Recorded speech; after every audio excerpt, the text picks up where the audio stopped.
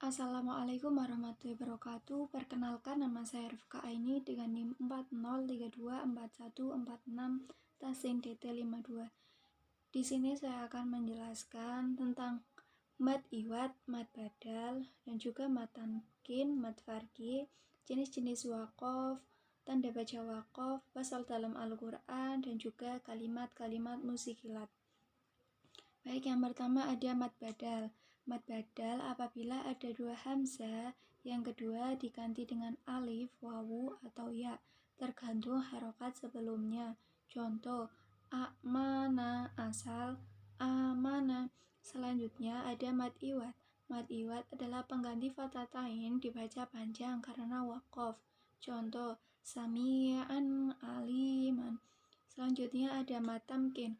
Apabila ada ya tajwid bertemu dengan ya sukun. Contoh, huyyitum. Selanjutnya ada mad farqi.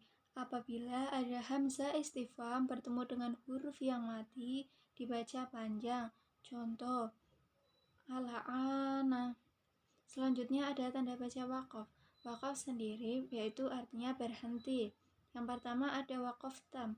Waqaf tam berhenti pada perkataan yang melanjutkan makna yang sempurna dalam susunan kalimatnya. Contoh terdapat pada arti ayat yang sempurna. Maliki yaumiddin. Selanjutnya ada tanda waqaf kafi, berhenti pada perkataan yang sempurna, akan tetapi masih ada makna dengan kalimat sesudahnya.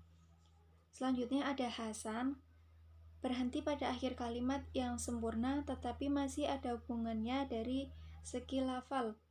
Rob, alhamdulillah, hirabbil alamin. Selanjutnya ada waqaf kapi, berhenti sebelum sempurna susunan kalimatnya, baik lafal ataupun maknanya. Selanjutnya ada tanda waqaf lazim, mim, itu harus berhenti. Nah, al-waqlu aula, waqaf lebih baik. Kemudian ada waqaf mu'anaqah, 2 tanda titik 3, berhenti di salah satu titik 3, namun tidak boleh berhenti di keduanya.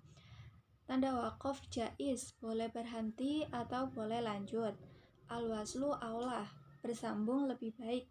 La wasol, tidak boleh berhenti. Saktah artinya menahan sejenak bacaan tanpa bernafas. Selanjutnya ada ismam.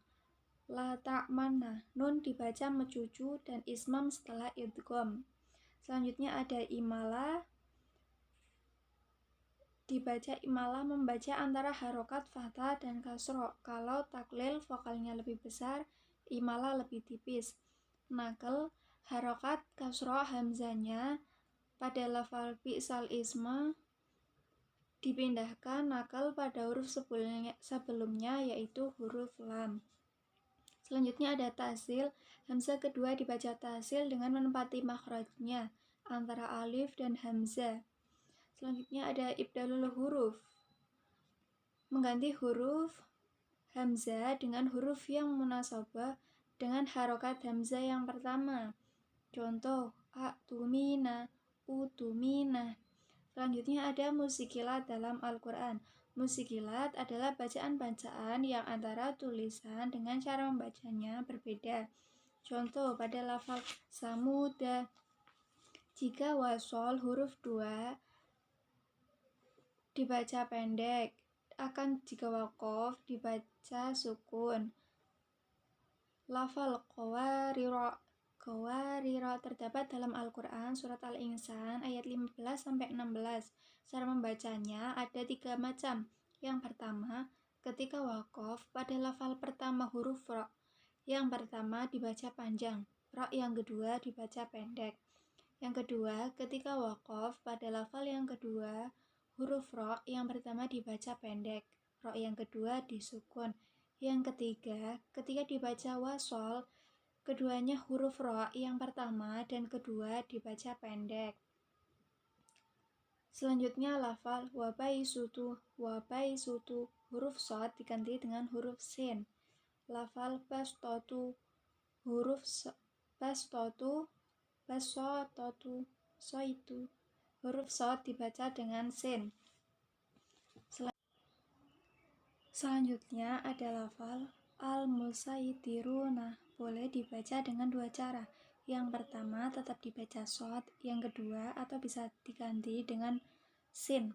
Selanjutnya ada lafal bimusaytirin, tetap dibaca shad. Bimusaytirin terdapat dalam surat Al-Ghasyiyah ayat 22. Selanjutnya ada lafal ana, ketika wasol harus dibaca pendek, ketika waqaf tetap dibaca panjang. Selanjutnya ada lafal